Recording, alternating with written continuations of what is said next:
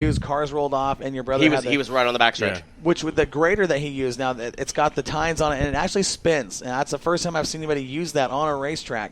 And so you hit the surface with it. You didn't go real deep. Brought the sheep's foot out while the track was still dry. Put some divots in it. Hit it with water, and then came back with the sheep's foot again. Yeah, we do that during our weekly shows. I was actually in Arizona. Chris Kearns over there at USA Raceway has one. Something that they built, kind of a spike, and kind of looked at it for the week that I was over there and took some pictures, my son and I, and then we came back and built one. And I said, this is what we got to have. And that's incredible. Been looking at it. It's something to break that surface tension. Like I was talking about, we got that calcium in the water, and it creates some surface tension, and we just want something because we know we put the water in it during the week. So we know the water's in there. These guys are just sealing it off. So our weekly shows, we'll spike it after hot laps and spin it and water it, pack it back in, and away we go, and we'll do it before main events. But last night it was actually pretty hard and actually broke my drag, so I got to. Oh really? No! Yeah, so that's why we only did like the top two passes on the top. It actually broke the weight off it, so we got to fix that up. Wow. And then obviously tonight we knew we weren't even going to touch it. I got drivers texting me, "Hey, you going to put water on it? What are you going to do?" And I'm like, "We're not doing nothing." You didn't need to. He calls them. I'm going to truly didn't baby need, oil just for you, baby oil. You didn't need to do anything. The track, I thought, as the race, it did go slick. But as the night progressed, and especially we saw it with the late models at the end of the night, there was a ton of drive in that track. There was guys out there just getting a ton of forward bite, like Hogan and especially Jeremy Shank. We were watching those two cars particularly out of turn 4, and those guys were just on the throttle, on the bars, and just going forward. You didn't need to do anything to the track. I thought the track was spectacular tonight. Yeah, I mean, it couldn't have worked out any better for us. I mean, and the racers love that. They know that Saturday night at the Nationals is dry, slick, and that's what they come for. So they got it. They put on a heck of a race, and it was fun. So one of the things that especially tonight, that stuck out to me was a little bit of confusion during the modified feature. I don't know if you heard what was going on the radio. I know you communicate with the staff. We saw Mike Johnson, the leader, got taken out, if you want to call it that. He got in turn 4, he got spun, and it looked like, now this is what I'm watching, it looked like the black flag or was the 11 was pounds was going to be sent to the back, and I think Mike Johnson thought it was for him when he got that sign, and he drove off the racetrack. Can you clarify what happened? It's cause and collection here at the racetrack. Okay. So questionable driving is what the call was for the 11X, and even because the C9 was collected, I mean, he was going to the back anyway, and he just pulled off. Well, because it was so late in the race, he probably just figured, what, why tear something up? Yeah. Or the 11X did go to the rear, and he stayed on the track. He did. But a lot of times those guys do that. They know they're pretty late in the game, and they're not going to be able to make it up, and they just pulled off. Yeah, it was just really interesting. It was a confusion because your track official came out there, and as soon as Johnson went by, he sat there and he gave to the sign, pounds to go to the back, and then all of a sudden you got one to go, and Johnson pulls off, and we're confused. We're like, hold on, who did what and where, and why is he off? Because he went back to the front. And looking at it from where we're at, not knowing that rule, okay, that was one thing we didn't know, but looking at it, as they came out of turn 4, your flagman, Doug, he pointed down, and he tapped his back, which is obviously the sign telling him to go to the back. Yeah. And I thought, well, did Johnson think it was for him, and he just said, you know what, it's too late in the game to pull off, and I think that's what it was. Yeah, he would have went to the back just because he was collected. It was an unfortunate deal. They had a great race. Fast. That was so cool. What is it, 28 laps? They were just doored it. I mean, it was a great slide show, job, and unfortunately, and just one of those deals. I don't know how it happened. We're just on the end. The call was made in turn 4, and the flagman, he agreed. We're a majority decision around here, so that's what the call was. So this is the Achilles heel. Mark Carroll. Okay, he's up from our area. Great car in the 27 GRT sponsored race car. I believe finished 3rd or 4th. 3rd. Okay. Did not. And I'm not sure if this was just a communication deal or he just didn't know, but I believe he is getting DQ'd for the night because he didn't pull up to the front stretch. Now, when drivers come in, are you told if you finish in the top 3, or are you told in the driver's meter or top 4 that you have to come up to the front? Yeah, we're an IMCA sanctioned track, IMCA sanctioned event tonight. It was told in the driver's meeting, and I'm actually the guy on the race receiver. I'm talking to the drivers, telling them, hey, going lights out, 30-lap main event, blah, blah, blah, top 4 to the claim area in the front straightaway. So now I don't know if he didn't hear us, didn't have his receiver on. I mean, that stuff happens. And then as soon as the race is over and we get it official off the MyLap system, I'm calling off top 4 cars. So now this is my question. So say if something did happen to his receiver, this is just ballparking it, and he did pull off. Is there an argumentative point for Mark Carroll in the 27 to sit there and say, hey, man, I forgot, because adrenaline, whatever the case is. Is there a deal to sit there and say, okay, we will take that and we will give you that third spot? And, we're not talking about points no more. We're talking about basically the money. Does he have an argumentative point? I mean, he's got an argumentative point, but it's not going to be reversed. It's addressed in the pit meeting. So if it's addressed in the pit meeting to everybody. And don't get me wrong. As a track owner, that's the last thing I want to do. Or Understandable. See. Right. I know what these guys put in, especially from someone coming out of state, and it's a horrible deal. And it's addressed in our drivers' meeting. We make sure of it. Doug does our drivers' meeting, our flagman, and that was the call. So, I mean, the reason why I asked that question is because, when we do our recap and stuff on Wednesday for Northwest Dirt News, I'm sure there's going to be some sort of there's going to be questions. I mean, we get emails and phone calls all the time about, Sunset and Willamette and Overtop. Now, of course, we're going to get we've had a ton of Facebook messages, a ton of emails, a ton of chat. I mean, the listening point is well over 20,000 live listeners and stuff to Moxie, this weekend. So that's the reason why I asked that question, is just because if there's a confusion, I myself or Corey or even Mike, when we get on, we don't want to sit there and go, we don't know. Well, and the funny thing about it was, as we were announcing that, my phone blew up, your phone blew up, Sandy's phone was getting messages. I mean, it was kind of like, hey, what just happened? Yeah, why is Mark Carroll pulling off? Right, and that was for the people that were actually watching the video on the Race Feed X, and some people were watching that, and some people were listening to us, and when they were finding out what happened, it's like, hey, what happened to 27 car? So now, for those listening at home on Spreaker Radio, there's your answer. We don't have to clarify it. There you go. So, absolutely. Absolutely horrible deal. It's a bummer deal. It is. It's one of those deals, but you know what I mean? On our end of it, we got to stand by it because the guy sitting in 4th place pulled off, and 5th place actually did see it, and he pulled down there. And see, and that's the thing too is that's the reason why I like this track. I like you, as a track owner,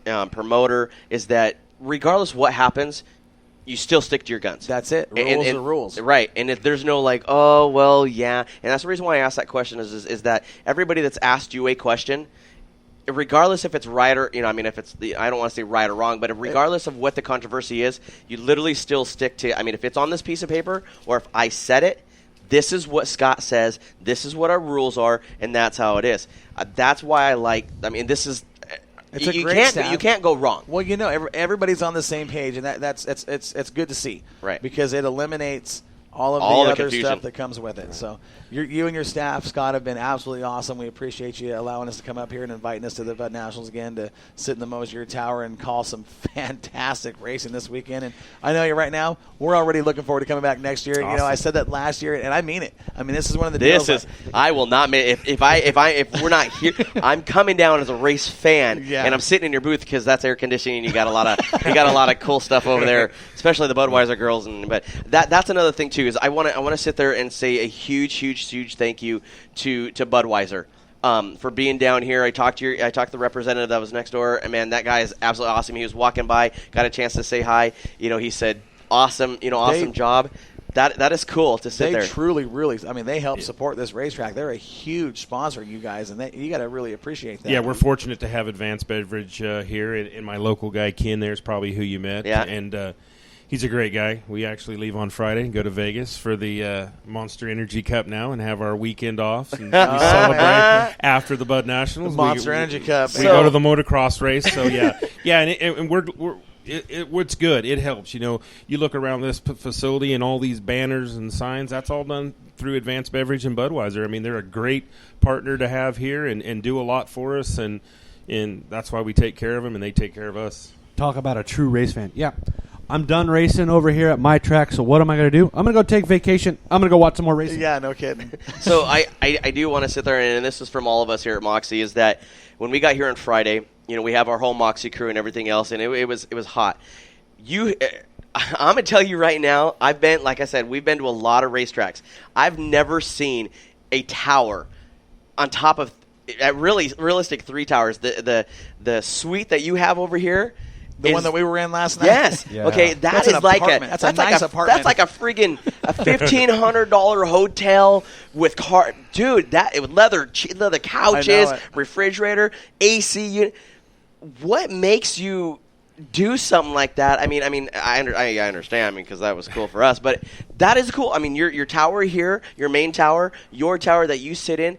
This is a professional-looking facility. It's fantastic. Well, thank you. You know, this place is 71 years old this year. So when we took over, it was we just took pride in what we did. We wanted people to see shows. what we've done, and we did it. And then we started putting these rooms in, and that one over there, that one, once my kids grew up and they weren't up there anymore, they wanted to be over here. So we went in there, and I got that decoration and how it looks nice. That's all my wife and my daughter. Well, I'm telling you right now, they did an outstanding, because our wives, Corey, Sandra, and my wife Trisha, perfectly loved it. Yeah. The couches and well, they were a little bummed out when they heard that the Budweiser executives had that booth tonight. But But that goes back to I got to take care of them girls. So I'm sorry. No, The girls were more bummed out that they opened the refrigerator and there was nothing in there. They're like, what the heck? Scott said there's water and everything up here. That's why nothing. That's why we go to Scott's man. Tower and get Scott's water. That's right. right. Well, you know how it is. And that couch come in handy when we had the World of Outlaws out here. Oh, I bet you did. I was sleeping on that deal because I was so worn out I getting bet. ready for that. During when they didn't need us, I laid on that couch and it was amazing. Trisha, my wife, and Steph, and we're a couple months pregnant. We're past the first trimester. We're having our second son, and named Chase. She definitely enjoyed that, because of the heat and everything. But I just want to sit there and say, on top of everything, what an outstanding race. Everything that Bakersfield Nationals, Budweiser Nationals is representative for showed completely. And on top of you having your new track safety crew, outstanding job. Want to sit there and tell you that. I Thank told you. you. I appreciate it. I told you. I'm telling you, Josh, this is not just a professional-looking facility. This is a professional facility. No argument. Realistically, okay. So when we come in here, if people that have not been down to Bakersfield, when you first walk into here, you got a small little opening. You got 2 little areas, okay, and you think, wow, this is small, right? You walk into the four-way, and it opens up. It is like coming to Hawaii.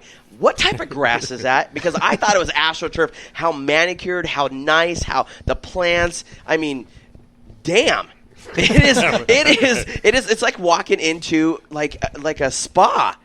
Well, thank you. I appreciate that. It's just plain old Bermuda grass, but I feel bad because the grass out front's dead. And Well, it's deader than a doornail. It's 130,000 degrees down well, here. the problem is we've been through a drought, so we got in trouble for if you waste water. So my maintenance guy was over watering, and the people were turning me in. So Waste water to racetrack. That drought That started makes- like in that makes sense. 1978. Right. I know.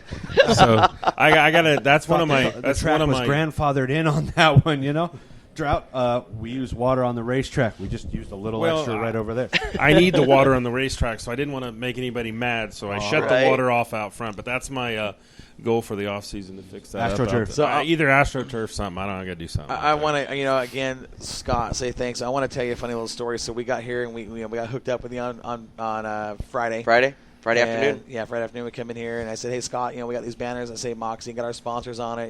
Do you care if we hang them up?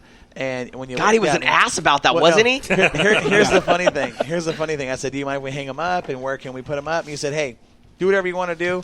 Just get it done. Yeah. Make whatever. And Josh looks at me and said, he looks at me, totally like he's got punched in the jaw, and he looked at me and said, what'd he say?